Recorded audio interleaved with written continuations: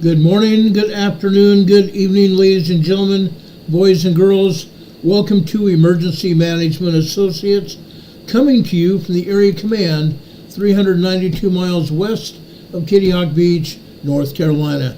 We want to welcome everybody who's joined us here on our program tonight. First off, we're going to start off this evening with the singing of the United States National Anthem. I would ask everyone now to please rise.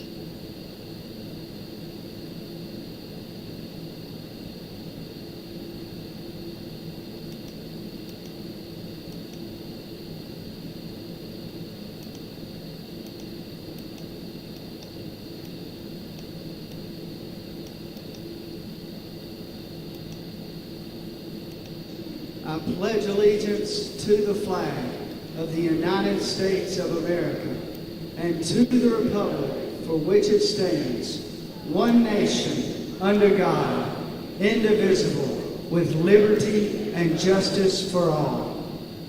Now would you make welcome, straight from Washington, D.C., the United States Army Corps Quartet. Yeah.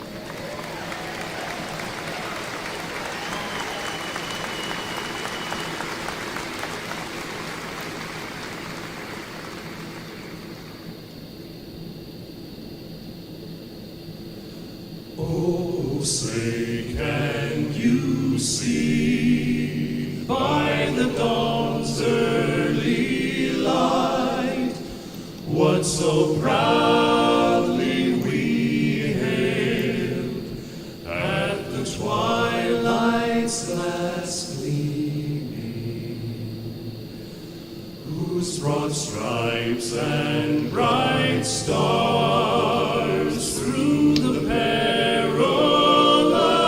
fight o'er the ramparts we watched were so gallantly streaming,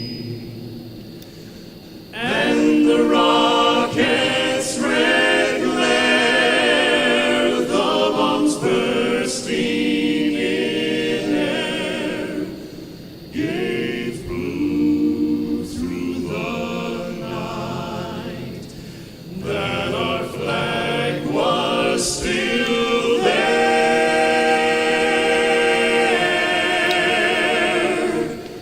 Oh, say does that star-spangled banner yet wave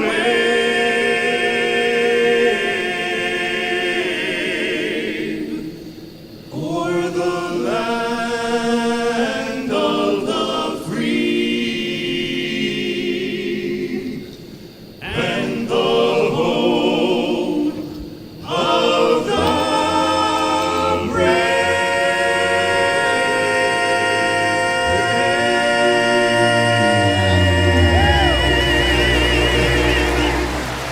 Oh yeah! Come on, folks, let them know it.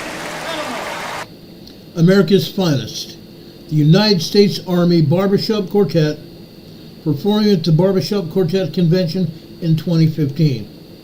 We want to thank all of the servicemen and women throughout the United States and abroad. We want to thank all the service members from other countries that help the United States keep peace in the world. We want to thank all of them, because all of you make the difference in your own countries and across the world. Thank you very much for your service. May you all return home to your families after your tours of duty end. God bless you. God be with you. We appreciate each and every one of you, and thank you for your service. God bless you all. Folks, we have a lot to talk about tonight. There's a lot of things going on around the world that we want to talk about. The first thing I want to talk about again is over in Vanuatu. Good old Vanuatu. Here's a video coming from Vanuatu right now. I want to show this to you.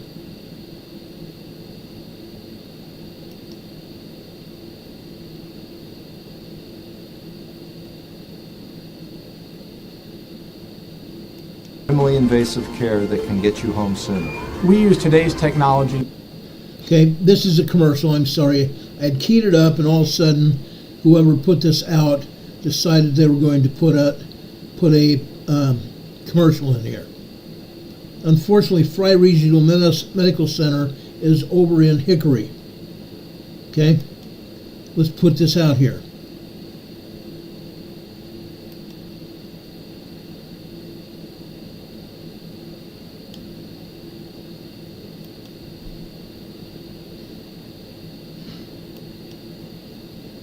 Okay, I'm sorry, I showed you that yesterday. That should not have been shown right now.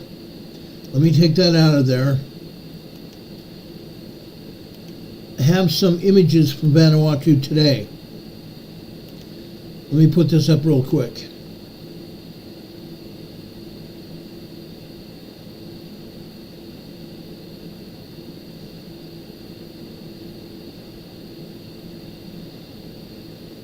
Well, I guess I don't. I'm sorry. I don't have any images from Vanuatu to show you. However, let's talk about Vanuatu. Again, on Monday, Vanuatu had a very deadly quake. Rescuers from around the world are there right now trying to sort it out and bring some semblance of normalcy to the people of Vanuatu. This quake hit just 18 miles off the island of Port Vila, Vanuatu. Now, rescuers have found 14 people dead so far. It's very likely, highly likely, that there will be other people found dead over on Vanuatu. Rescuers in Vanuatu are racing to find survivors right now trapped in buildings. Okay? Just 2 days after the 7.3, 7.4 magnitude earthquake hit. Came out as a 7.4, they downgraded it to a 7.3 quake.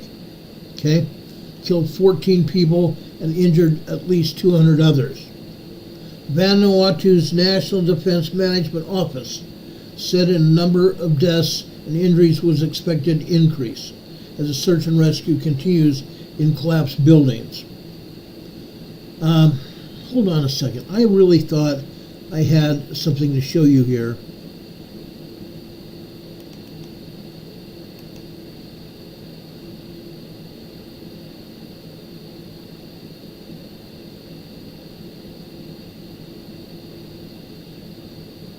Yes, right here. Okay, sorry about that. I did have this picture here to show you. What these two rescuers are doing in Vanuatu is called cribbing. The building is collapsed on top of a car, as you can see. What they do is they take jacks. They take jacks and jack that building up off the car. Okay? They'll jack that building off the car to pull that car out to make sure nobody was stuck in that car. Then they will do the same thing with parts of the building. They'll jack it up to see if they can get into that building, whether it be apartments or whatever it is. They'll jack it up and they'll put pieces of lumber. Usually they use 4x4s and put that up to strengthen the building up so they can crawl underneath it. It's called cribbing. Okay? They jack it up and lift it up. What on earth happened in my ear? I bonked into it. Okay, it was bleeding. I bonked into it, caused it to bleed. I'm sorry if you saw that. And there's probably blood on on the inside of the ear here as well. Because the blood, I knocked into it at the top of my ear, and yes, it's bleeding again too. So I'm going to stop it from bleeding. I'm going to stop it from bleeding, then I'm going to put something over the top of it to prevent it from bleeding all over again. Okay, when I removed that little piece of toilet paper earlier, or just a few minutes ago anyway, I apparently knocked off the scab. But I bonked into my ear here and it caused it to bleed. I'm sorry about that. Anyway, yes, I'm okay, Heather. Thank you very much for asking. Anyway, as these rescuers raise up that building, they'll pull out the car once the building's not resting on the car anymore and make sure nobody's in it.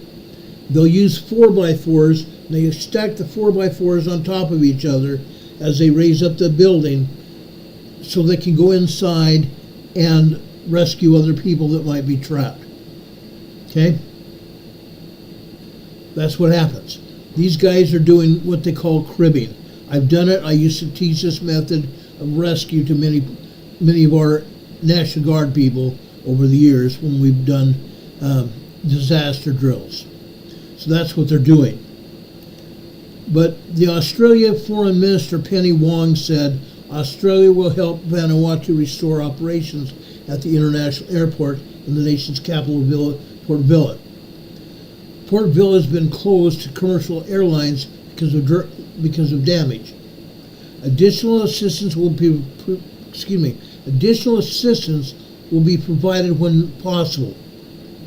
Okay, but the airport will be soon to reopen.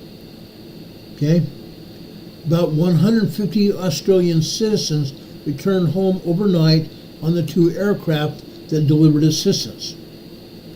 Other countries have also offered assistance.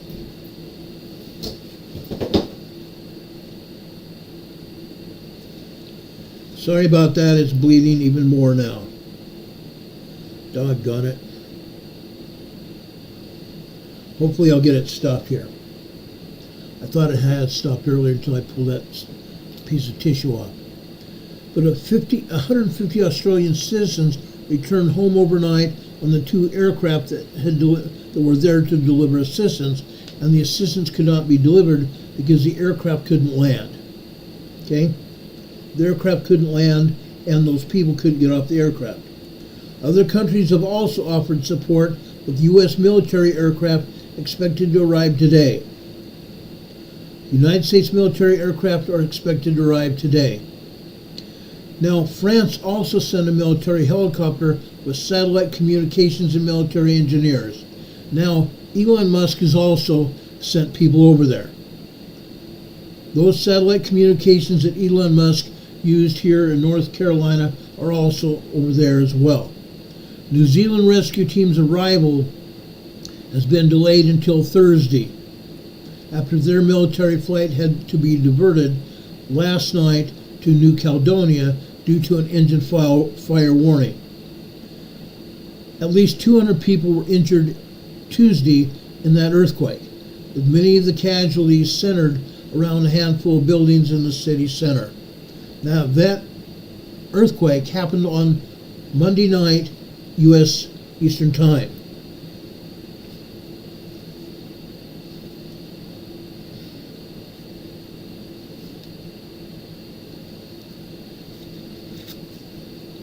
Sorry, guys.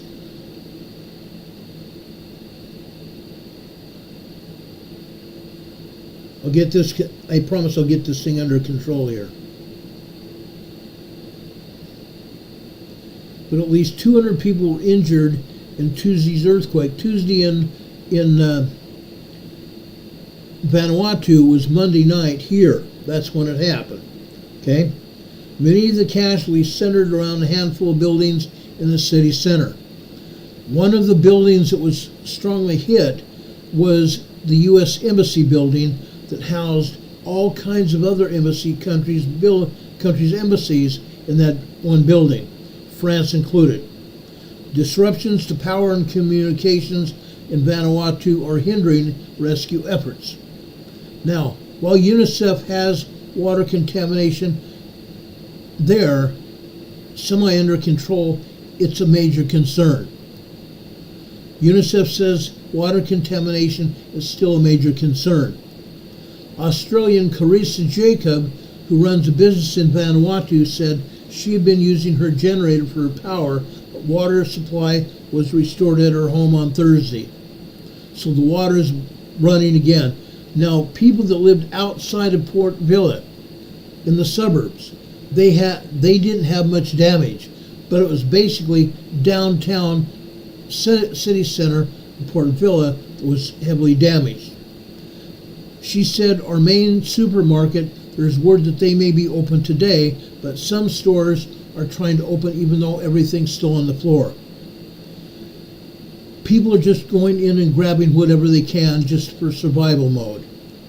One witness who was in the tallest building in Vanuatu when the earthquake struck said that he and his wife had been whisked outside, adding that if he had been there additional 10 seconds, they wouldn't be talking to us today. Isn't that interesting? He and his wife were able to get out before the building collapsed. If they had been 10 seconds later, they would not have gotten out. 10 seconds later, they would not have gotten out. Okay? A 7-day state of emergency had been declared after the earthquake to limit the public's movement while rescue operations were underway. The police are there providing security for the city center. Glenn Craig, chair of the Vanuatu Business Resilience Council, said that he had been in good spirits and was enjoying Christmas festivities with his wife and family on Tuesday during the day when the earthquake struck, catching them completely off guard. We in Vanuatu are used to disasters. You can usually hear the earthquakes coming. You hear like a rumble or a deep roar. But this one, we had no warning of it at all. There was just a sudden boom. This was next level. It felt like something that comes once in a generation. At least 10 buildings in Port Vila sustained major structural damage. The government's disaster management office said tremors from the earthquake have also cut power and mobile phone services. Mr. Craig said one building that housed several embassies that we showed you the other day, that blue and red building that we showed you, including the U.S. Embassy and the British High Commission, was particularly affected. The British government, the U.S. Embassy there, and the French Embassy and the Australian Embassy were there. Okay? And I believe the Chinese Embassy was also affected in that building. That building just pancaked.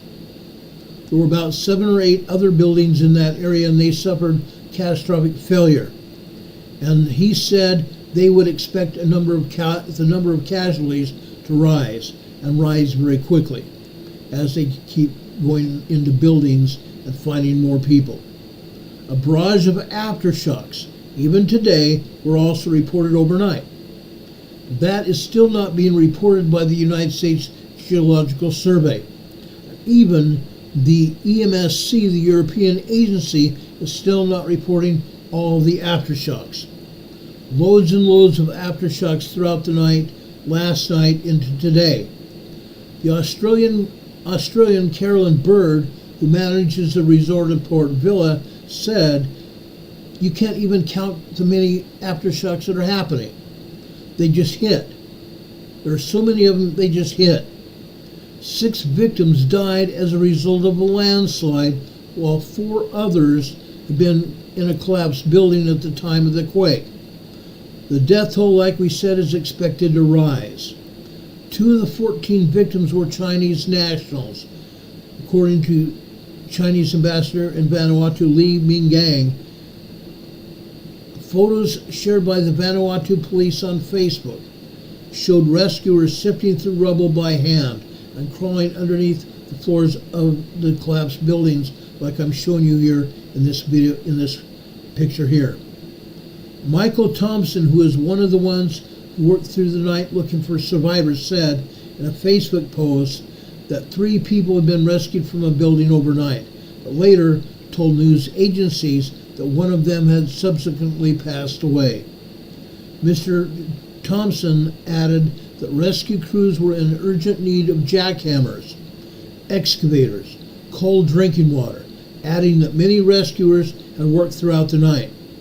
An estimated 116,000 people could be affected by the worst impacts of this quake. According to Mr. Craig, however, most of the damage was limited to one particular area of the downtown, like we've explained. The outskirts of Vanuatu were largely unharmed. Most of the people live outside the capital. We're used to having hurricanes which cause issues like food scarcity. A affected housing. This time there's none of that. There is food, and there is not affecting housing at this point in time. That could change. But we normally don't have this many fatalities as a result of natural disasters. So fatalities at this level, that's not normal for us. Neighboring Australia will send teams to assist in the rescue efforts, while the U.S. and France have also pledged a lot of help. The earthquake struck at 12:47 local time on Tuesday this week and triggered a brief tsunami warning, which later was rescinded. Vanuatu, and we've explained this before where Vanuatu is. Vanuatu sits in a very seismically active area. There are 7 different tectonic plates. 7 different tectonic plates all over in that area of the South Pacific Islands. Australia, going up into Philippines, Indonesia. That whole area, they have 7 different tectonic plates. They're all moving. That is why they have so many earthquakes in this region. Okay? Vanuatu sits in that seismic area. And it's very susceptible to frequent large earthquakes, and they've had large earthquakes here in Vanuatu before. Now, he said we had COVID. Then we had 3 cyclones that went through last year. So this is really the last thing that we needed. Mr. Craig says and continues here, but I think there will be some semblance of normalcy by Thursday tonight and into Friday. Hopefully. Tomorrow he said the banks will be open. We need some kind of apparatus from Australia for the internet to return to what it used to be. And we hopefully will get that soon. The power will be on in a few days. So we are suffering right now, but we will get it past it. Now, Vanuatu isn't the only place that's suffering from what's going on. Okay? I want to go over to Mayotte Island. Okay? Mayotte Island is where Prime Minister Macron from France is at right now. I'm going to take this photo down just temporarily. I want to show you where Mayotte Island is. Let's go down to the USGS map for just a few minutes.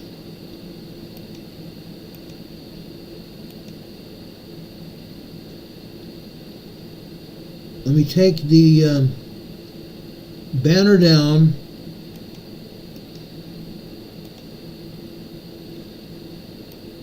Mayotte Island is off the east coast of Africa, right here. This is Mayotte Island. As I showed you, Mayotte Island is governed by France, and French President Macron was there early this morning. Okay? Mayotte Island suffered a cyclone, similar to what we would call a hurricane here. Very devastating cyclone. Okay? French President Emmanuel Macron arrived early this morning in the Indian Ocean island of Mayotte to survey Cyclone Cheeto's destruction, and was immediately confronted with first-hand accounts of devastation across the French territory. Mayotte is demolished. Mayotte is demolished, said Hassan Halai, who is a security agent there on Mayotte, or Macron. Mayotte Island, I'm sorry. Arsène Hello is a security agent on Mayotte Island. As Macron stepped off the plane, he was greeted by the security agent. Macron has been moving along a line of people greeting him, with Hello grasping his hand, and spoke for a moment about the harrowing conditions on the island. Now that I show you where Mayotte Island is, right there, I'm going back to that picture of Mr. Macron.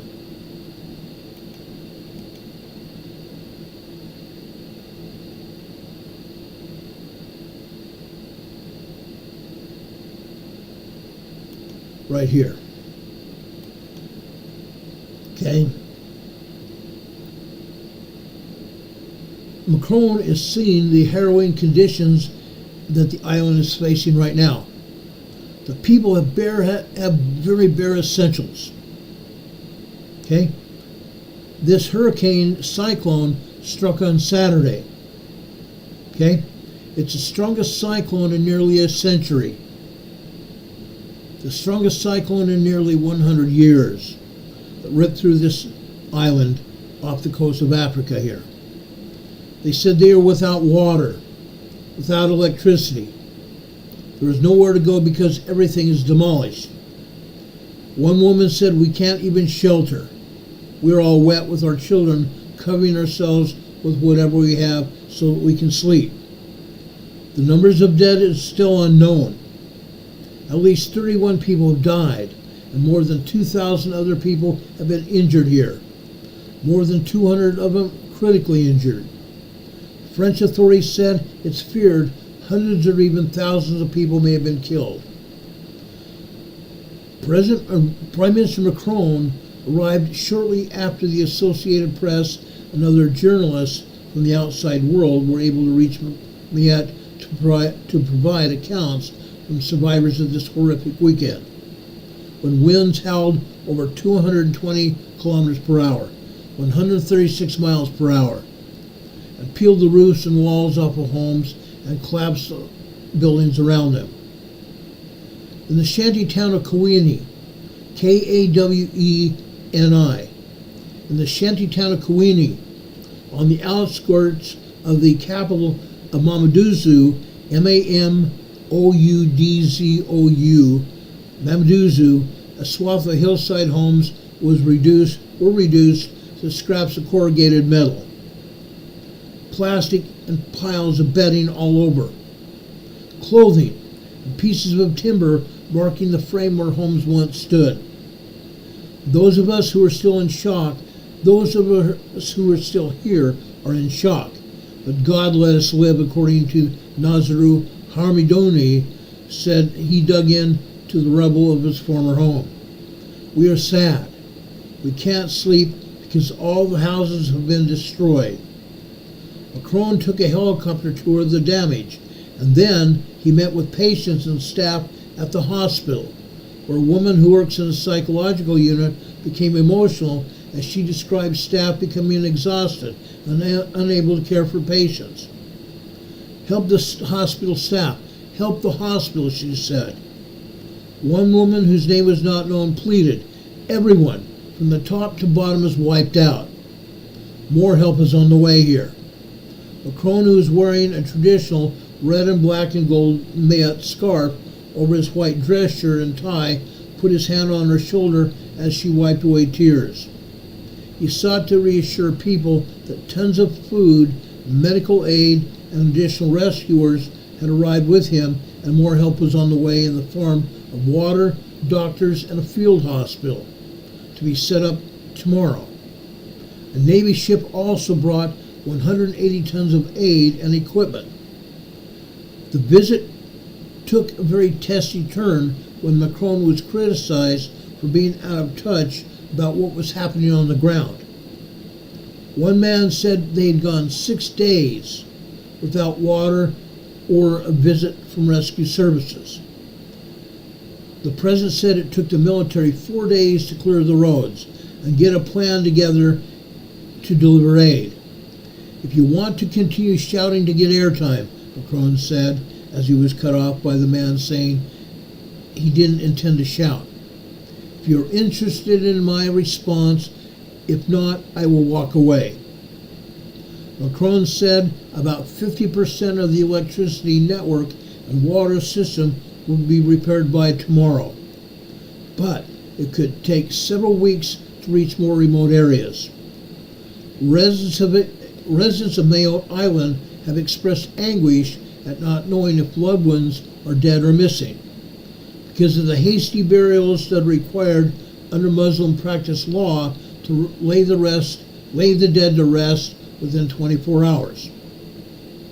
Muslim practice requires the Muslim burials to be made within 24 hours of the deaths.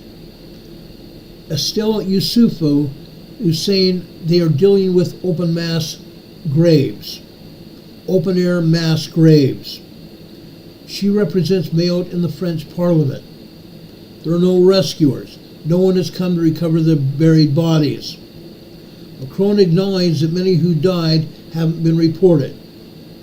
He said phone services will be repaired in the coming days so that people can report their missing loved ones. Mayotte Island is France's poorest territory. Mayotte has a population of 320,000 residents and an estimated 100,000 additional migrants in the last 3 years. This is again France's poorest territory. It is a part of an archipelago located between mainland Africa's east coast and northern Madagascar that had been a French colony.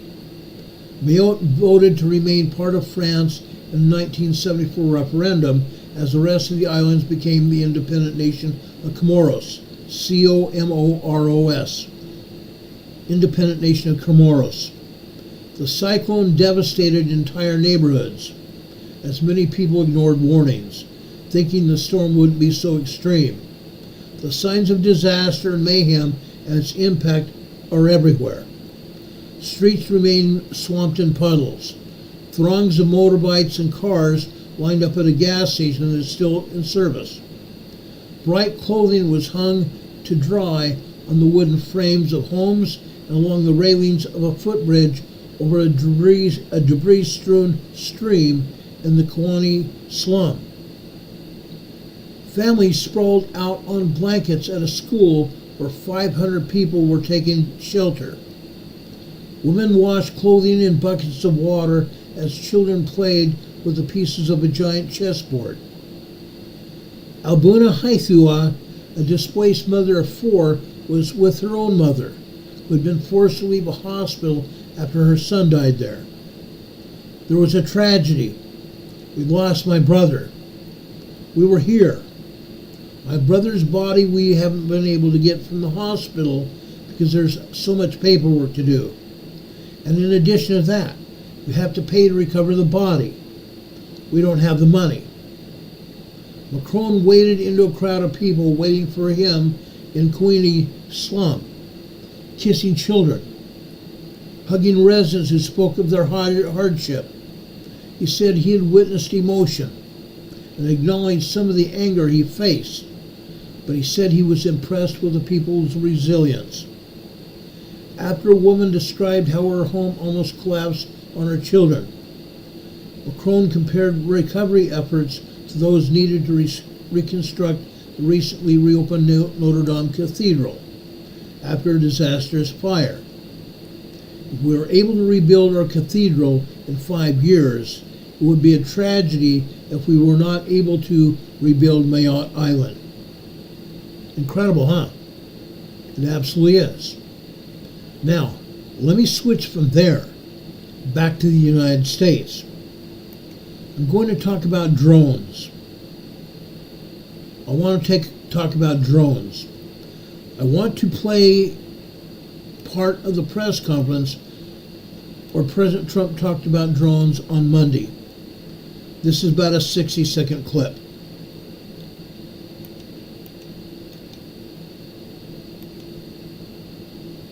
Can you comment on the drones that are flying around New Jersey ports? It seems like the American people have a big disconnect. The government knows what is happening. Look, our military knows where they took off from. If it's a garage, they can go right into that garage. They know where it came from and where it went. And for some reason, they don't want to comment. And I think they'd be better off saying what it is. Our military knows and our president knows. And for some reason, they want to keep people in suspense. I can't imagine it's the enemy, because if it was the enemy, they'd blast it out. Even if they were late, they'd blast it. Something strange is going on. For some reason, they don't want to tell the people, and they should, because the people are really, I mean, they happen to be over Bedminster. They're very close to Bedminster. I think maybe I won't spend the weekend in Bedminster. Do you? Okay? He's not going to spend the weekend in Bedminster as he was going to do. Okay? But as he said, the drones are here. Our military knows they're here. They know where they've come from. The president knows where they've come from, but nobody's talking. Why not? I'm going to give you some insight in what's going on here. Okay? Right here. This is a list of all the military bases where they're having drones, where they're seeing drones. Over the top left, Fort Lewis in Montana, Hill Air Force Base in Utah. Vanuatu, Hawaii military bases are also seeing drones. Fort Irwin in California, Camp Pendleton in Oceanside, California, over in San Diego County. Yuma Proving Ground over in Yuma, Arizona.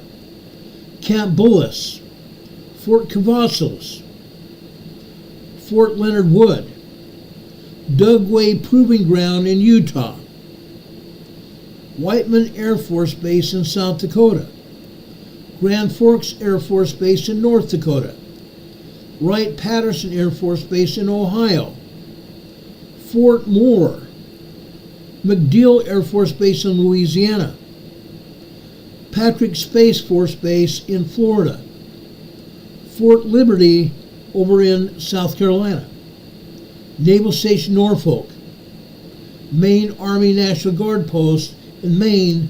What a deal. Okay? What a deal.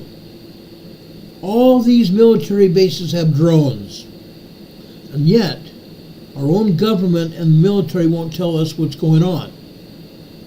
Drones have been spotted near at least 17 military bases, right next to Chinese-owned farmland. Chinese-owned farmland. Isn't that interesting?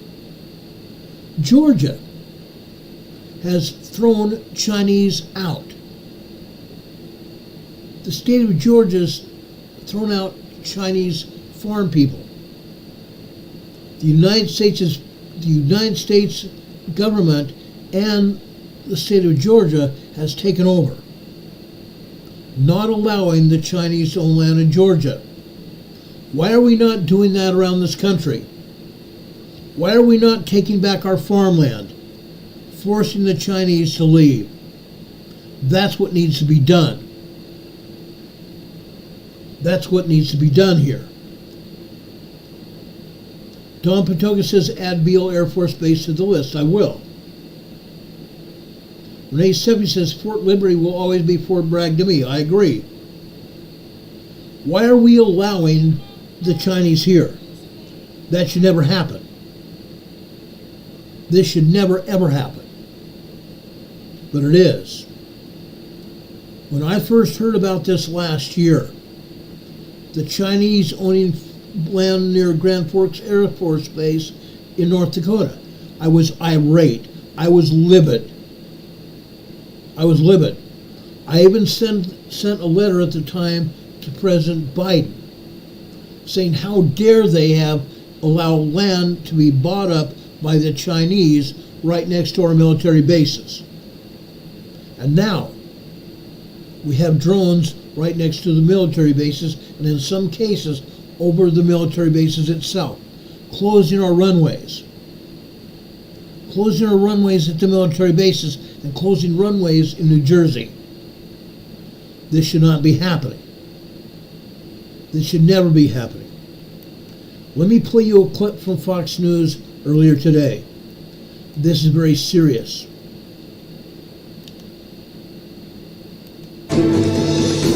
Welcome back now to China. At least 17 U.S. military bases near Chinese-owned farmland, reportedly seeing a surge in drone activity and sightings in recent weeks. The sightings happening near bases in Hawaii and installations in Utah, California, Maine, and Florida. House Foreign Affairs Committee Chairman Michael McCall has been warning about the drones in focus these last couple of weeks. He says they're from China. My judgment, based on my experience, is that those that are over our military sites are adversarial and most likely are coming from the People's Republic of China. Communist China is very good at this stuff. And we know they bought land around military bases. This would be very consistent with their policy over the last couple of years. Alabama Senator Tommy Tuberville was with me this week. He weighed in on this yesterday. Watch this. Are we buying drones still from DJI, a Chinese drone maker? Oh, we're buying drones from China. There's no doubt about that. I talked to a drone maker the other day, and basically I said, why are we buying drones from China? They have better technology, Maria, than what we have that handles a lot of the technology parts, like that works with different type of materials, different type of plastics. They make them cheaper, but they make them better. Our technology is way, way behind, and I guess that's the reason we're buying them from them. But again, that's something else that needs to be discussed with armed services, both the House and the Senate. Joining me now is the Gatestone Institute Senior Fellow. He is author of Plan Red, China's Project to Destroy America. Gordon Chang back with us. Gordon, I find this stunning that we are still buying drones from China, and here we are trying to guess what the drones in the sky are that we're all talking about for the last couple of weeks. My guess is, and I've been saying this, that it is communist China. Your reaction? It certainly is communist China for many of these drones, maybe even a majority of them. You know, the increased tempo of these drone flights against our military bases is occurring at the same time as there's increased frequency of incursions and attempted incursions of these bases by Chinese and other nationals. Really what is occurring here is that they are preparing to attack the United States from American soil. I don't know why we need an engraved invitation from Beijing. It's clear what's going to happen. We are going to get hit, and we're not taking the necessary precautions to protect these bases and to protect the American people. Well, I mean, there's also, a weakened situation to admit. For the longest time, General Jack Keane has been telling us on this program repeatedly for years that we are outgunned, we are outmanned when you look at our Navy versus the Chinese Navy. The Pentagon released its 2024 China Military Power Report yesterday. It found that Beijing is increasing its military pressure on Taiwan. It's ramping up its aggression in the South China Sea. It's deepening its ties with Russia, and its crackdown on military corruption may have disrupted progress toward its 2027 modernization goal. China also growing its nuclear arsenal, adding at least 100 nuclear warheads to its stockpile over the past year, with 600 plus already in the arsenal. That number could grow to over 1,000 by 2030, Gordon. And yet there's no response ever from the Biden-Harris administration to Beijing's behavior. We allowed the spy balloon to traverse the country for a week before shooting it down. Why aren't they shooting down these drones in the air if they suspect they're from China? There's no good answer. You have base commanders, first of all, don't have the authority, and they don't have the equipment to shoot down these drones. And the Chinese are noticing this, which means they see a big vulnerability. And with those nuclear warheads, Maria, China is building up its arsenal not to deter. It already has enough warheads to deter. It's building up its arsenal so that it can coerce us and others into not doing things like defending Taiwan. They saw the way Biden reacted to Vladimir Putin's nuclear threats before the invasion of Ukraine. They saw that they worked. And the Chinese are going to do the same thing when they go after the Philippines, Japan, Taiwan, whomever. Well, I want to look at what's happening on the ground. A Chinese man was arrested in 2023 for allegedly running a secret Chinese police station in New York City. He pled guilty yesterday to acting as an illegal foreign agent, Gordon. He's now facing 5 years in prison. He and his partner allegedly opened this police station back in 2022 to track and intimidate Chinese dissidents living in the United States. Both were caught deleting communications with an official from the Chinese Ministry of Public Security after learning that they were, in fact, under investigation. Okay, look at this. That Chinese dissident, actually wasn't dissident, that Chinese immigrant came into the United States under false pretenses, opened up a Chinese police station in New York City to harass, intimidate, and arrest former Chinese citizens in New York, and then putting them on planes back to China.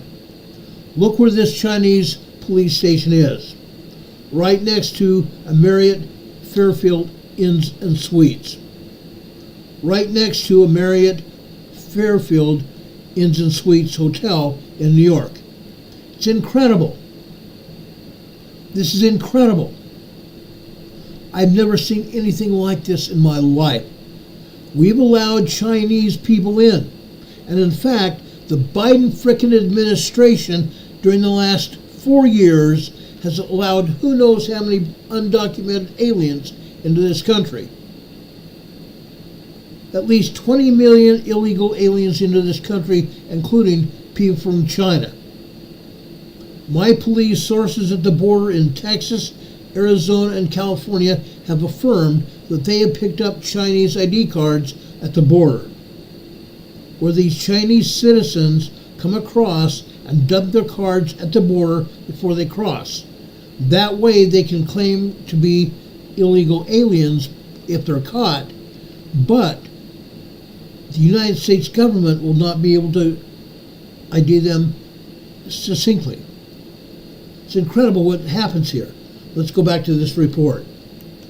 Gordon, you've been talking about this for so many years, these police stations. You first broke the news on this program years ago, that Beijing had set up these police stations in America. Again, no response from Biden for years on police station. Why would we need Beijing police stations in New York City?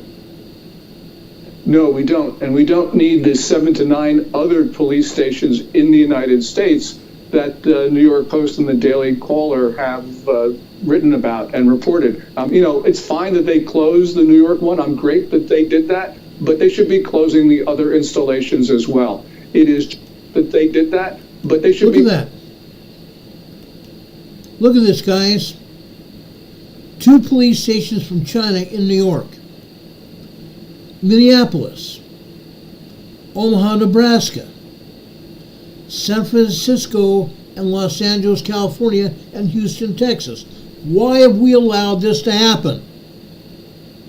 These Chinese police stations need to be closed and the occupants run out of town, put on a plane and sent back to China. We have allowed this far too long. Now we are being invaded from China on our own land here. We're being invaded on our own land in our own country. Why? Why is this happening? Why is this happening? One, I'm great that they did that, but they should be closing the other installations as well. It is just no justification for allowing the Chinese to violate our sovereignty and in many cases commit crimes against us. We're allowing consular officials and Ministry of State Security agents to commit those crimes and violate our security on our own soil. Yep, great point. Lee Carter, jump in here. Gordon, I am so intrigued by this whole thing. I've been talking about the drones for a while. My family is from New Jersey. I've seen the drones over my home. So many people are saying it's just not possible that these drones could be from a foreign entity, that we would know. And if they were, we would be doing something about it. How is it possible that this is happening? And what do you think is going to be different come January 20th?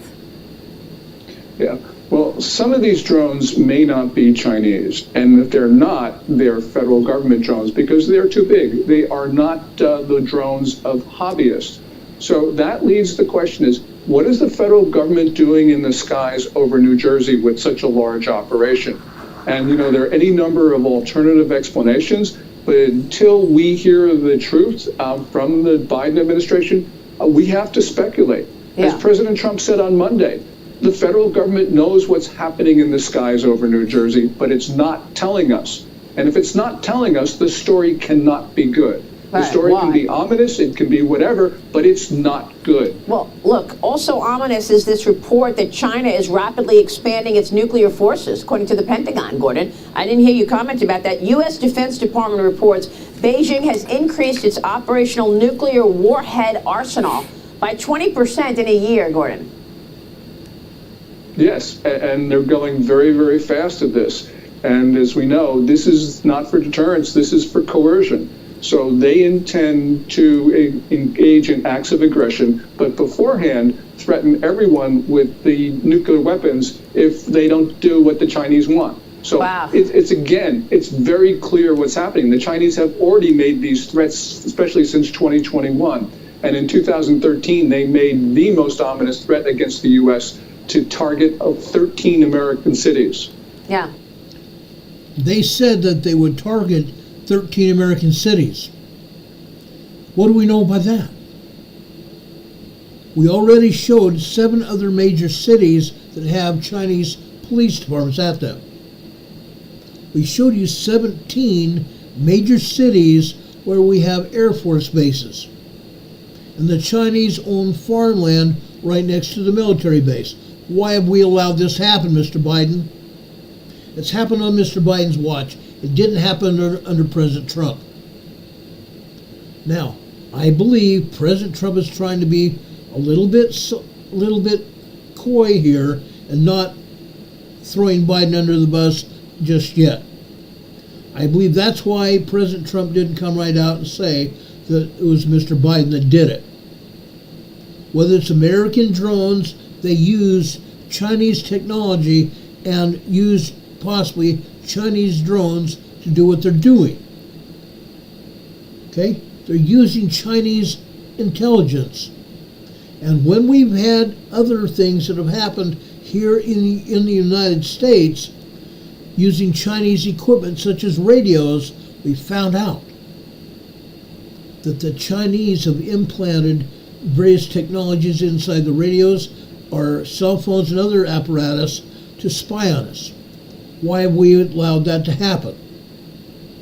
Why have we allowed that to happen? Let me give you another video here that will even anger you more. This is an FAA. The FAA has issued drone restrictions. Let's play this for you.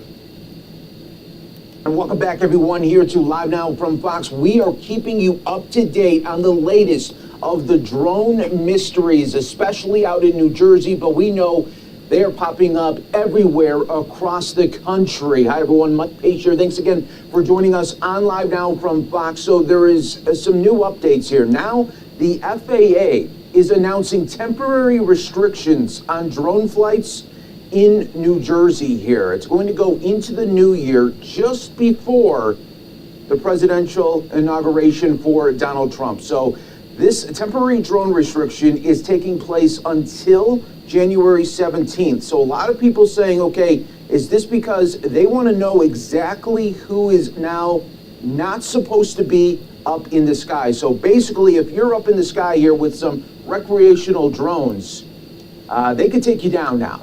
So here is the latest from the FAA. I want to read it out here to you, and then we'll get into a little bit more of what this all can mean. The Federal Aviation Administration, or the FAA, issued temporary flight restrictions prohibiting drone flights over parts of New Jersey following an influx of sightings in recent weeks. The notice, which expires on January 17th, 2025, said drone operations in support of national defense, homeland security, law enforcement, firefighting, search and rescue, or disaster response missions are not included in the restrictions. Commercial drone operations are allowed with a valid statement of work, but there must be an approved special government interest airspace waiver, and all applicable FAA regulations must be followed here. So basically what they're trying to do now is just trying to weed out with all of these drones. So we know there's a bunch of drones always in the sky now. This has been popping up in the last couple of weeks,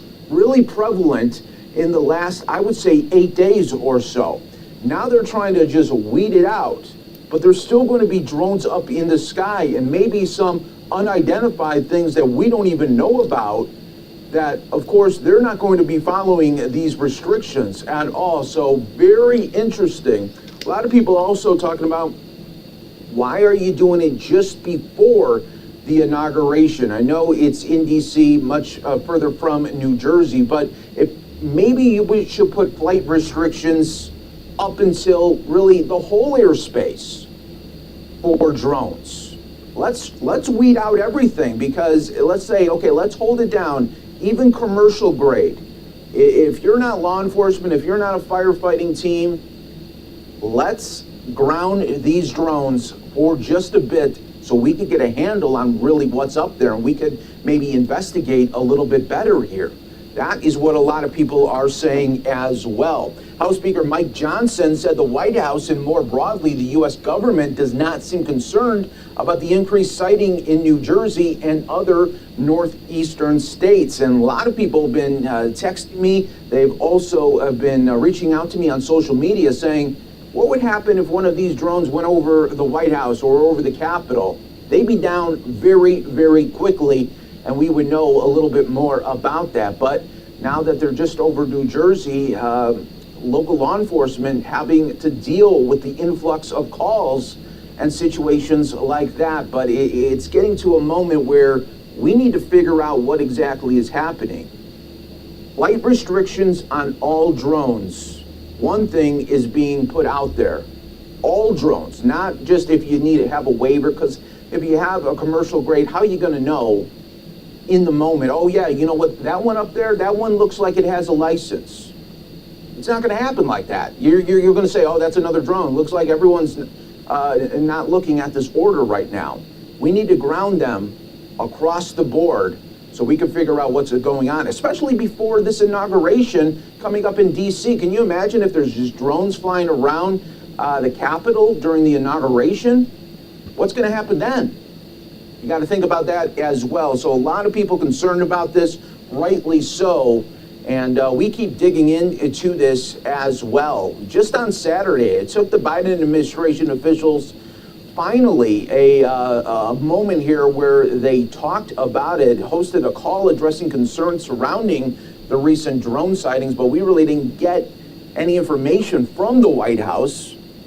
An FBI official says the agency has received 5,000 tips since the first mysterious drone was seen flying over New Jersey back in November, but of those 5,000 tips, fewer than 100 warranted further investigation there. So what is it going to take for really government agencies to get serious about this? Because at the end of the day, you don't know who these people are that are controlling these drones. Could be recreational, but it could be much more nefarious as that. Put the ground stop on all drone activity. That way you can really get the drones out of the way that you need to get out of the sky in quick time, especially before this major inauguration. Okay, especially before this major inauguration on January 20th. The FAA drone restriction only goes until January 16th. Why? Why is the Federal Aviation Administration only allowing the restriction to go until January 16th? Why? Are they going after President Trump possibly? Okay, I'm asking. Are they trying to go after President Trump again? President Trump has already endured at least 3 assassination attempts, and only 2 of those have they widely publicized because the news media got wind of it. The last assassination attempt was over a month ago, and they caught that person and they've covered it up. I believe the Biden administration knows what's going on. I believe the Biden administration knows what's going on with these drones and with what's going on throughout the world. Okay? It's not just here in the United States. Yes, China wants to take over the United States. Absolutely they do. They absolutely do. But they've also flown these drones all over the world. Okay? It's stupid. And yes, I understand that my buddy Brokefish Inn a few minutes ago talked about drones being used for fire protection, putting up drones to look at fire lines and various other resources to help prevent or extinguish fires. I'm totally aware of that. But that's not what's happening here. That's absolutely not what's happening here.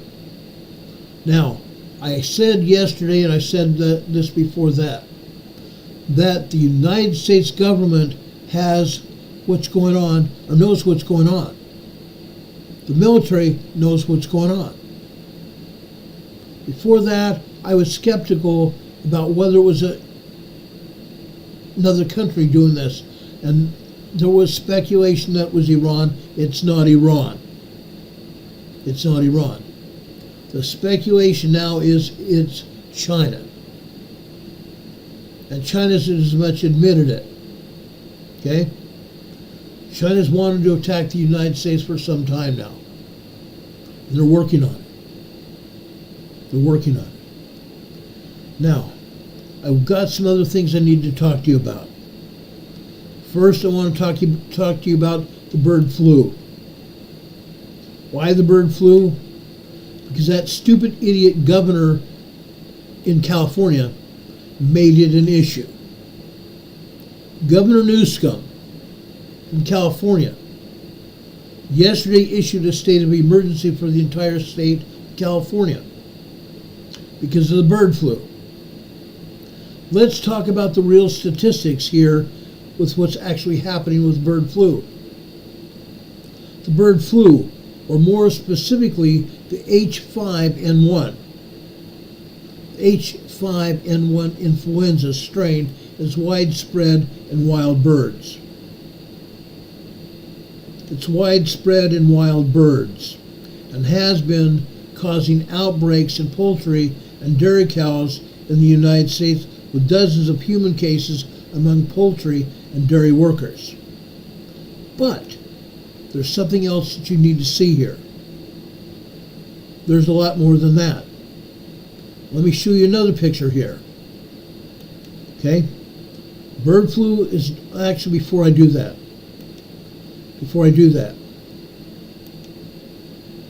bird flu has jumped between birds to humans, but only a few cases.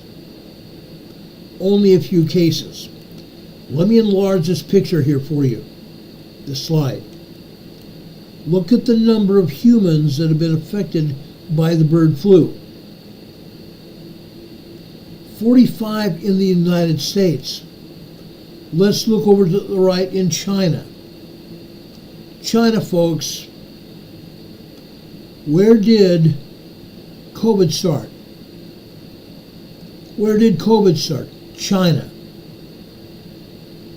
56 cases of bird flu in China since 2003. 45 cases here in the United States since 2003. In Canada, less than 9 people have ever had the bird flu in nearly 25 years. The same thing in Australia. And Australia has many birds flying over the Pacific Ocean into Australia. You would think they would have more cases than ever. Why is there a difference here? Why do you think there's a difference? Even in India, south of China, only 1 to 9 cases over the past nearly 25 years. Why is it only in China and the United States? Because China has imported the disease into the United States.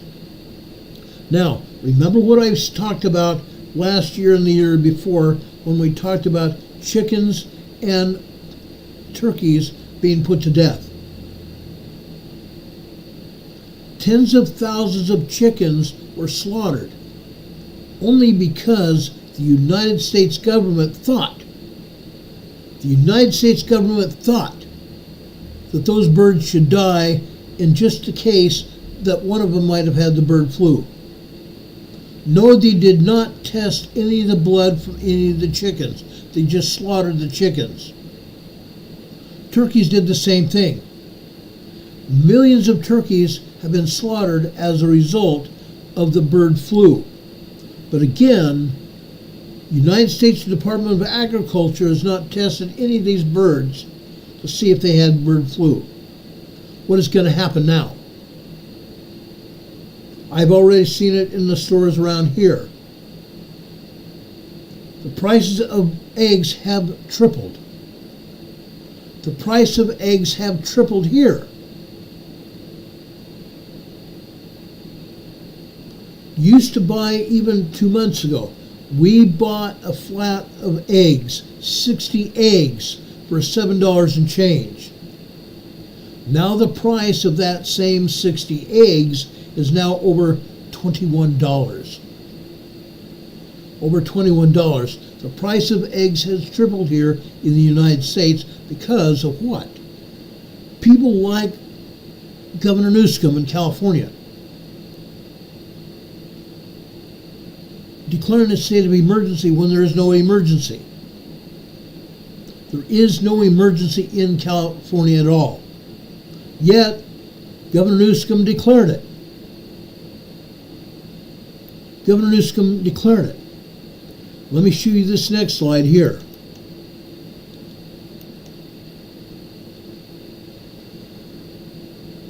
Let's talk about the bird flu in cattle. The bird flu in cattle. Number of dairy herds with H5N1 cases in 2024. This year, 630 cattle have been put to death in California because of the bird flu. Governor Newsom believes that these cattle were infected with the bird flu from birds flying over the state. If that's the case, why isn't Oregon and even Nevada being affected? Why isn't Oregon and even Nevada being affected, and to a same extent Arizona? Interesting, isn't it? Because something's happened here. The number of Chinese here in California. Now, Governor Newsom has no clue. The only thing he does know is there's a bunch of Chinese that he has allowed into his state. Again, we have Chinese police stations in Los Angeles and over in San Francisco. A great number of Chinese have immigrated across the border, and Newsom has allowed California to be a sanctuary state. When President Trump comes into office on January 20th, if he is allowed to, if the Democrats don't try to assassinate him again, President Trump has already said there will be no sanctuary states and there will be no more sanctuary cities as well.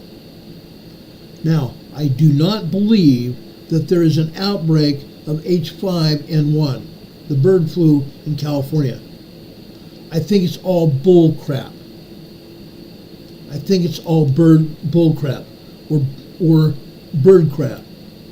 Okay?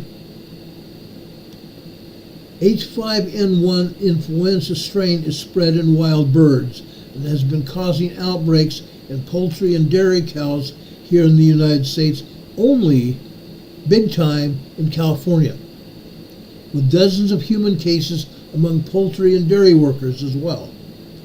Dozens of cases? Guess what? That's a lie as well.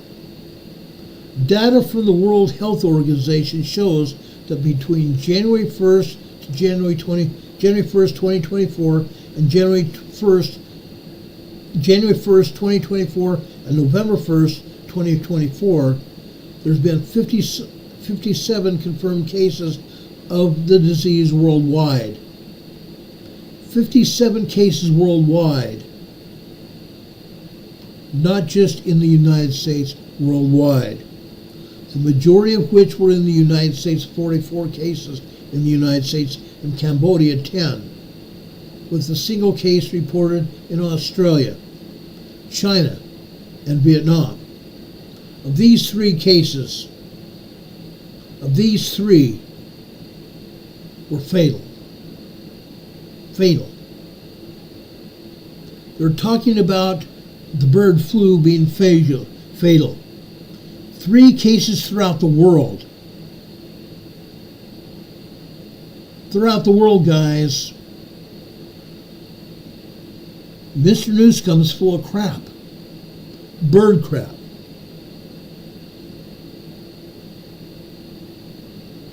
It's incredible what the Democrats will allow to have happen. Over the previous 4 years, there have been between 1 and 4 deaths from bird flu each year. Over the past 4 years.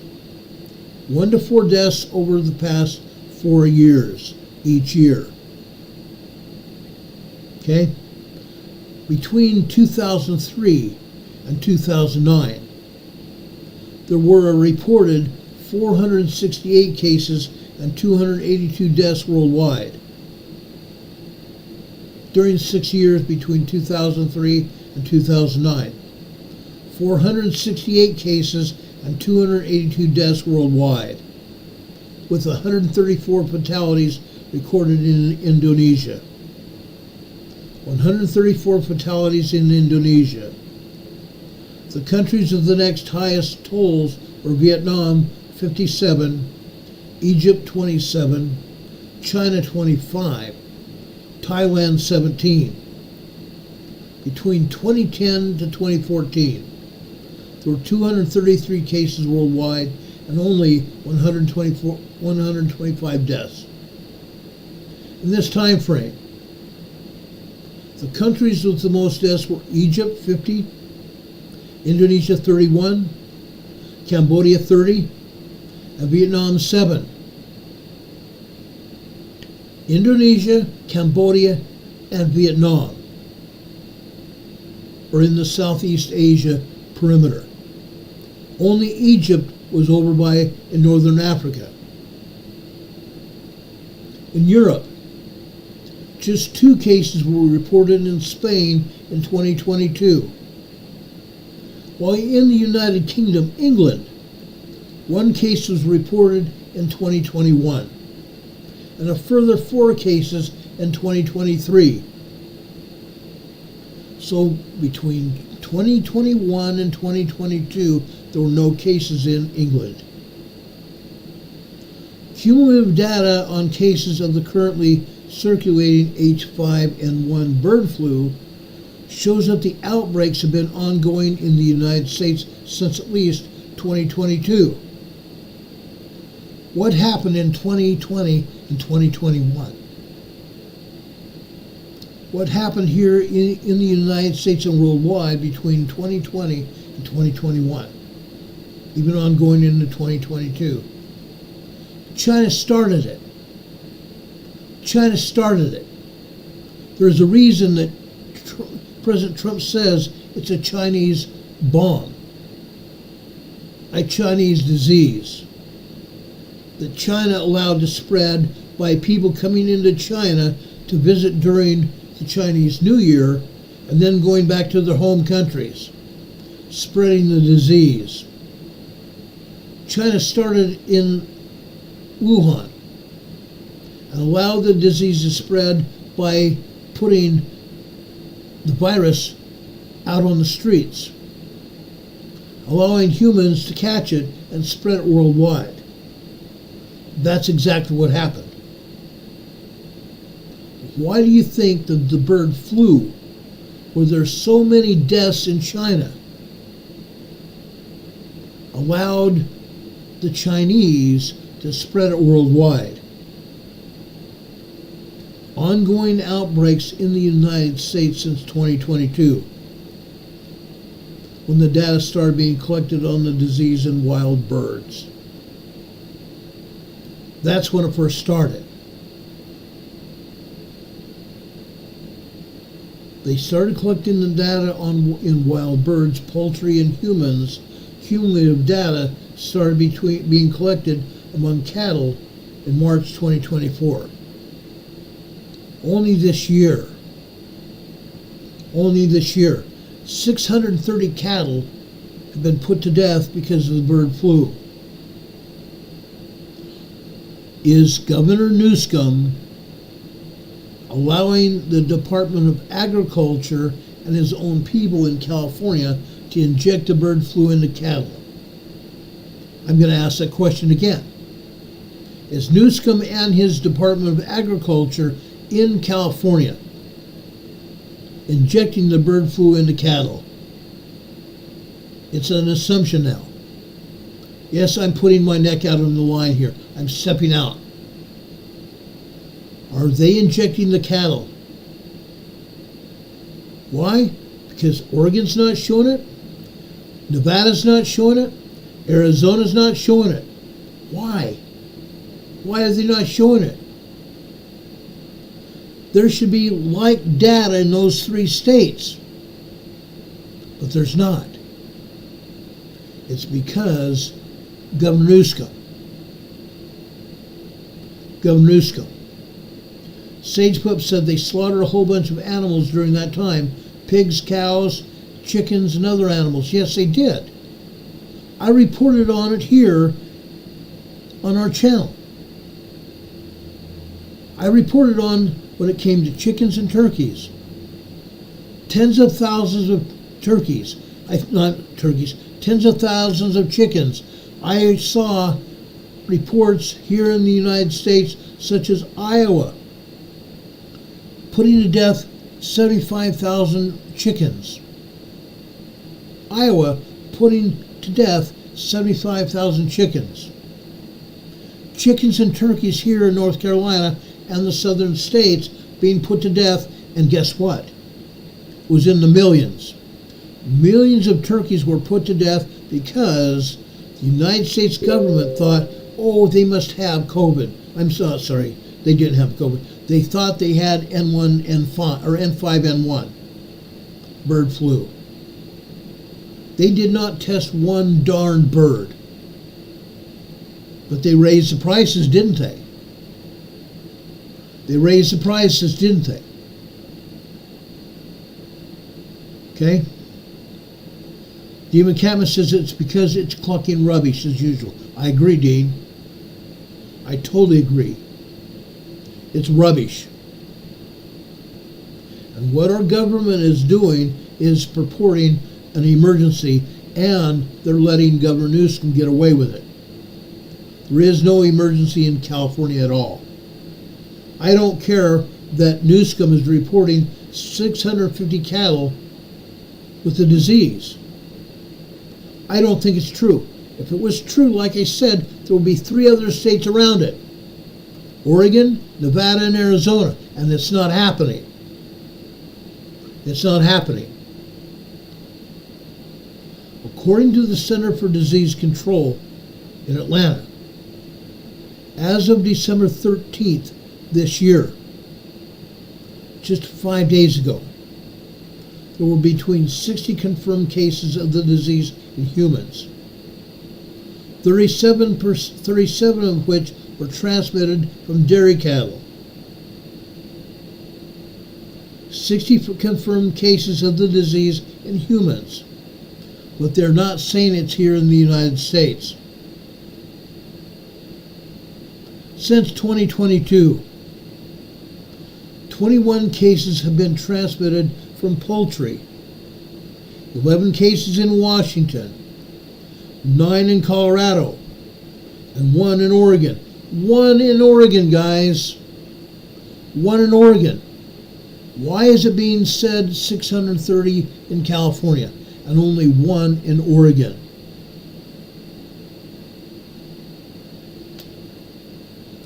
Two cases are recorded with an unknown source. 2 cases recorded with an unknown source. 1 in California and 1 in Missouri with an unknown source. Is someone making that up?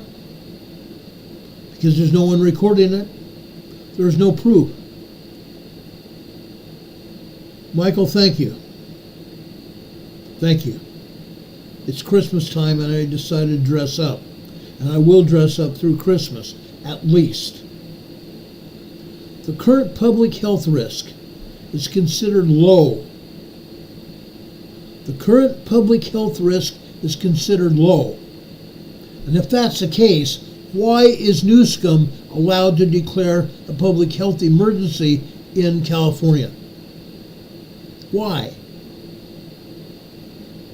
No cases of person-to-person transmission recorded. No cases of person-to-person transmission recorded. The Center for Disease Control is watching the situation carefully and working with states to monitor people with animal exposures. Isn't that interesting? That smart aleck in California is allowed to put up a public stir to get awareness, I think, to further his own agenda. That's my own opinion, my own humble opinion. Okay? Newscom wants attention. Okay? It's my opinion that Newscom wants attention, and that's why it's happened. Okay? Now I want to go to something else that's happened. This woman right here. Today, Fani Willis was disbarred, or not disbarred, she was released as the district attorney prosecuting, or the general, or what's it called, attorney general, that was prosecuting the case against President Trump. Unreal. What else has happened? I'm showing you a picture of Nathan Wade. Nathan Wade was brought into the case by Fani Willis. Fani Willis was paying Nathan Wade $250,000. She paid him $250,000. For what? Today, a Georgia appellate court ruled that Willis's prior romantic relationship with a special prosecutor on the case, Nathan Wade, was a sufficient conflict of interest for her dismissal. She's been dismissed. The decision overturns a previous ruling that allowed Willis to stay on the case as long as Wade resigned, which he promptly did. Although it doesn't eliminate the criminal racketeering indictment against President Trump, the decision does muddle the case's future less than a month out from the president's inauguration. Accordingly, Trump and some of his most ardent supporters are celebrating the outcome as a huge win. In an interview with Fox News Digital, Trump praised the decision, declaring the case entirely dead, and adding that the wonderful patriots who've been caught up in this for years deserve an apology. Trump told Fox that the whole case has been a disgrace to justice. There is no way that such corrupt people can lead a case. No way such corrupt people as Willis and Wade could lead a case. And then it gets taken over by somebody else. Someone else is being put in Willis's place. Trump added, insisting the case has no future. In a statement to the Daily Beast about the ruling, Trump's communication director, Stephen Chung, wrote, "The American people have demanded an immediate end to the political weaponization of our justice system and a swift dismissal of all the witch hunts against him." Today, Megyn Kelly wrote, "Fani Willis disqualified. Another Trump win. Merry Christmas." Fellow far-right commentator Charlie Cook added that the ruling was a huge legal victory for not just President Trump, but all the co-defendants who were targeted alongside him. Over a dozen Trump allies, including Rudy Giuliani and Mark Meadows, were charged alongside under Georgia's RICO Act for what prosecutors said was an organized criminal effort to overturn the results of the 2020 presidential election, which Trump lost. Well, let's put this another way. Yes, Trump lost, only at the time. Let's go back to the real evidence of the 2020 election. Let's go back to the real evidence of the 2020 election. I have a lot to say about this. And yes, it is my bully pulpit to say this. What happened in the 2020 election? Biden won by more votes than any other president ever elected. Over twice what Obama was elected by. Over twice what Bush was elected by. Over twice what Clinton was elected by. Over twice what President Reagan was elected by. And over twice what President Trump had previously been elected by. What happened with those votes? Those ballots were illegal. In a lot of cases, all of those ballots were illegal. False information. The Democrats put up ballot boxes on the street in Pennsylvania and ballot boxes elsewhere. Unmonitored ballot boxes, no cameras monitoring them. Ballot boxes in Washington, in Oregon, California, all over the country. Unmonitored ballot boxes so people could stuff the ballot boxes with votes for Biden. And that's what happened. In many precincts in California, precincts were closed.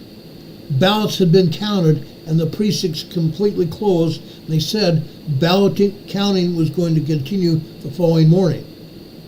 Sometime during the night, video cameras outside the registrar of voters' offices were seen people dropping ballots off at those registrar of voters' offices.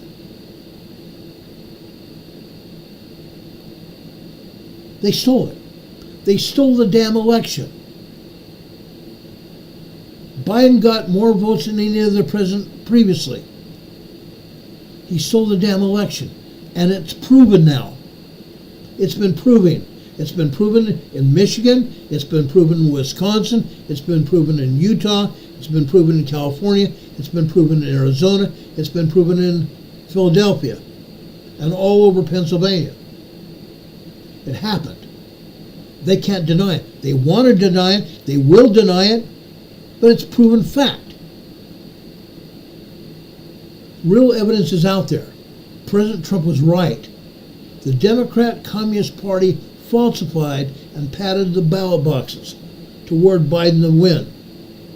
Biden was awarded more votes than any other previous presidents in history. Trump won more votes than Biden and Harris this time. Trump won more votes than Biden and Harris combined. But still, it's an even comparison with other election years, with other voting numbers from other presidents in the same 4-year period. Trump won with more votes to beat Harris and Biden combined. But his number of votes that he won by were still equal with all previous elections. Isn't that interesting? Trump won with all these false cases against him. And every false case needs to be dropped immediately. That's my opinion. That's my opinion. Cowboy Roy Rogers is here in the chat saying, please keep in mind that farmers don't normally get any higher price for their product when everyone else in the middle gets more money before it even reaches your table. I agree. Meanwhile, production costs rise. The price of wheat, the price of corn, the price of raising cattle and chickens and turkeys and other animals has doubled. Has doubled. And yet, that idiot in California is going to try to double or triple the cost of what we're having to pay for chickens and eggs now. Watch it happen. Watch it happen. Does anyone here have any questions for me?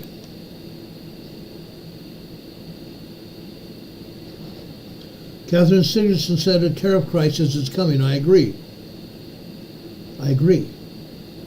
But President Trump threatened Canada and threatened Mexico. If you think you're going to sell your product here in the United States without paying a comfortable fee to do so, you're wrong. Other countries owe the United States hundreds of thousands of dollars. Other countries around this globe, around the world, owe the U.S. hundreds of thousands of dollars. And Biden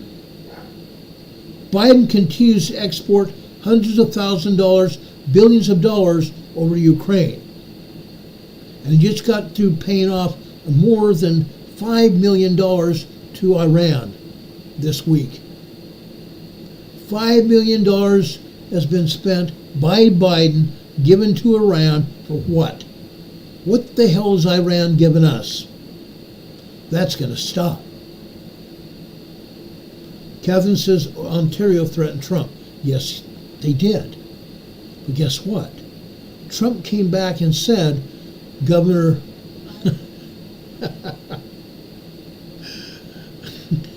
Trudeau, do you want to become the U.S. 51st state and we'll make you governor? Yeah. And threaten the people of Michigan. Really? Does Trudeau really think he can threaten the people of Michigan? I don't think so. I don't think so. Trudeau is almost out of power right now. His own party is fumbling. His own party is coming apart at the seams. Unreal. Michael Kearney says, can the debt ceiling really blow by $40 trillion with no effects today? It can't. It can't. That's why President Trump brought in Elon Musk and Vivek Ramaswamy as the Department of Budget, I can't remember what it's called, budget realignment for all intents and purposes, to get the budget under control, to get rid of the flap in people within government, and to rein in bad spending policies of the Biden administration, among other things. And that's going to happen. That's what's going to happen. Trudeau is going to go away. Prime Minister Trudeau is going to go away. Bye-bye. The President of Mexico has said, oh, we will stop illegal immigration from coming across your border. There was already a caravan from Central America headed through Mexico to get to the border. The President of Mexico has stopped it. That could have been easily done before. But Biden refused to stand up. President Trump is not even president yet. And he's already exercising authority to stop what's going on. Can you imagine what's going to happen once he takes the oath of office? If he's allowed to take the oath of office, it's incredible. Scott Yeke is saying, in Michigan, sadly lived there all my life, the state has been a mess. Hopefully that's about to change. I hope so too. Cowboy Roy Rogers says, Scott, there are lots of conservative folks all throughout Michigan. And there are. You might just need a couple of your cities to secede from your state. Yes, the Democrats continue to say they're going to secede from Michigan, Wisconsin, and California, and even Oregon, and go into other states. Yeah. Hurricane Heather says the Department of Government Efficiency. That's exactly it. DOGE. The Department of Government Efficiency.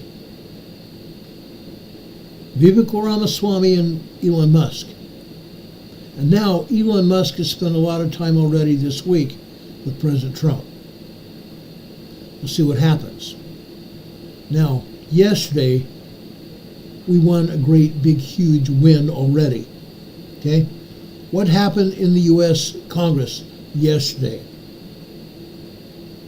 What happened? Our Congress, our House of Representatives, who is saddled with responsibility of a budget for the United States government. They had a bunch of pork. Bad stuff within that bill. Even the Speaker of the House, who I admired up until yesterday, Mike Johnson, he was allowing it to happen. He was allowing it to happen. $100 million to investigate wild pigs. $100 million to investigate wild pigs. Another $100 million to investigate birds. To investigate birds. What the hell is that about?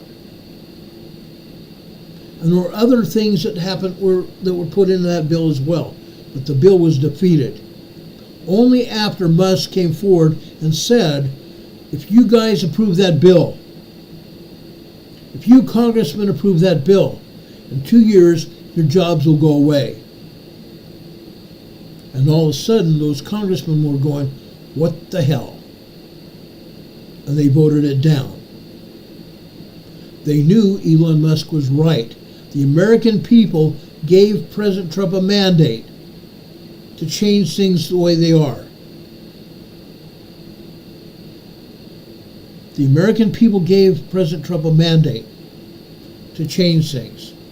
All that pork that the Congress was going to allow, and even giving themselves a $250 million raise. Yes, the House of Representatives also was put into that bill a $250 million mandate to give themselves a raise. Isn't it interesting that each congressman was going to get $250,000 with that raise? Unreal. Unreal. And then Musk said, no, you're not. And if you do, you won't have a job in 2 years. All of a sudden the vote went away. The bill totally went away. And right now, the present U.S. budget is going to expire on Friday, tomorrow night at midnight. Congress and the Senate has to approve a budget to get us through at least till March. They have to approve a budget to get us through at least till March, or have a government shutdown. A government shutdown. The entire government shutting down. That's not going to be good either. That's not going to be good either. Now, what is my buddy Don Patoka putting in the chat? You need to prepare. You need to prepare. If there is a government shutdown, Social Security checks are going to go away, including mine. My wife and I are depending on our Social Security checks to pay rent and other bills. That's going to go away if the government is shut down. The military budget will be also shut down. What's going to happen with our American military members throughout the world? They can't do it. Our government must come up with a balanced budget. Our government, our legislatures, both in the Senate and the House, have to come up with a budget to get us through until March, at which time the Republican conservatives will take over. And then Dudge will also take over, and maybe we can get a decent budget that we can control. We'll see what happens. We'll see what happens. I'm going to be monitoring things between now and tomorrow night. And we will talk about it more tomorrow night when we come back on the air with Preparedness Friday. And we will talk about Preparedness Friday tomorrow night. I promise you that. Cowboy Roy Rogers just left us a message here in the chat. Ron, I put the link for Green Greg's Nuclear Survival and Prepping playlist in the description of his video this morning. It's all saved in my playlist on his channel. I appreciate that, Roy. I really do. Delete Fun says he's made a fortune selling fear in 2024. That's what Biden has done. selling fear in 2024, and even since he was elected in 2020. People spent a fortune on emergency preparedness even this year. Not just last year, but this year as well. And I'm telling you right now, we need to make sure we are prepared. We need to make sure we are prepared, and we're going to talk about that more tomorrow night. Diane Kelman says they should limit how many pages are in a budget. I agree. That budget, guess what? That budget bill was 1,500 pages long. And they only gave members of the House 3 hours to go through 1,500 pages. What a joke. Our representatives should have a long time to go through 1,500 pages of a bill. Not just doing what Pelosi did with the Obamacare and going, you need to vote for it. And then we'll tell you what's in it. Vote for it, and then we'll tell you what's in it. Bull crap. Nancy Pelosi's time is over. Nancy Pelosi's time is over. Done with. Nancy Pelosi is sitting in a hospital over in Europe. She broke her hip. Now, I don't mean any ill will on anybody. But doggone it, Nancy Pelosi, keep your butt where it belongs, out of the law. Keep your vote and butt out of the law. You should have retired years ago. Nancy Pelosi is an idiot, and she's profited illegally by what she's done. She and her husband. Yeah, Catherine said, did she really break her hip? Yes. She's in a hospital. She had to have a hip replacement because she broke her hip. Unreal. Patricia says the shutdown will only affect 17% of the government. Social Security will not be affected. I hope not. Because the last time they were going to have a shutdown, Social Security was going to be affected. I hope not.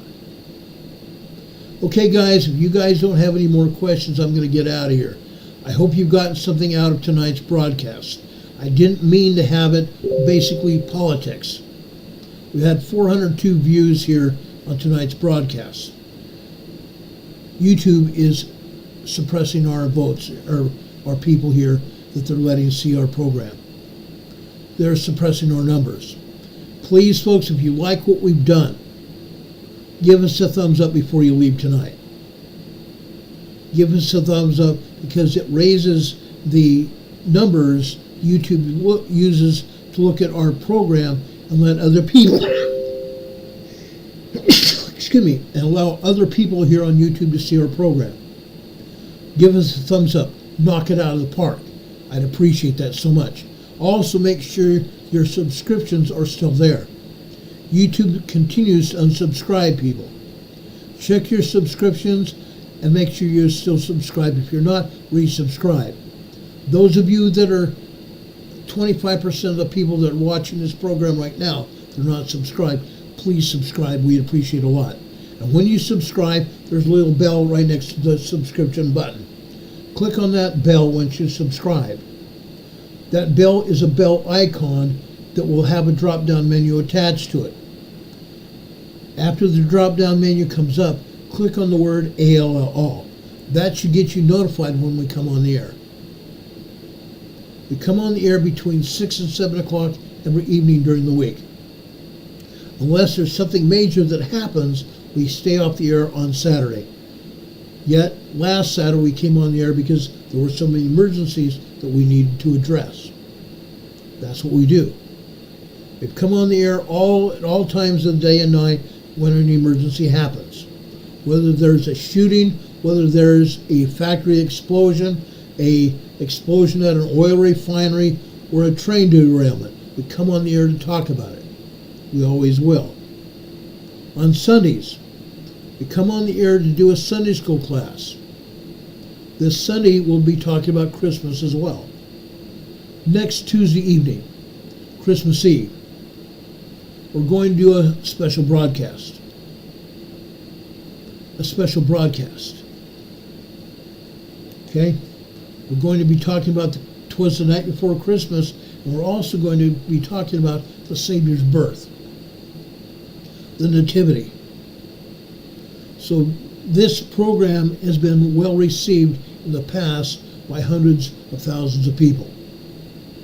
We'd appreciate you tuning in to this special broadcast next Tuesday evening right here on the Emergency Management Associates program. We'd appreciate you being here. Okay? Please do that. We'd love to have you. Your entire family. That's one of the reasons I have this 'Twas the Night Before Christmas here. Yes, we're going to talk about the jolly man in the riot red suit with a great big white beard. This program is for all kids, young and old. We appreciate you being here, guys. We love you. Join us on Christmas Eve for our special Christmas Eve broadcast. We've done this now for about 4 years. We hope you enjoy it. Guys, I love each and every one of you. I really do. I wish the best for you. I want nothing but the best for all of you. That's one of the reasons we talk about emergencies and disasters all around the world. We're going to continue doing that. I promise you that. We're talking about preparedness as well. We've been doing this for 5.5 years, over 5.5 years now. In April next year, it will be 6 years. We've been doing this kind of broadcast. God be with you guys. We love each and every one of you. I want to thank all of you for being here. I want to thank our mods as well.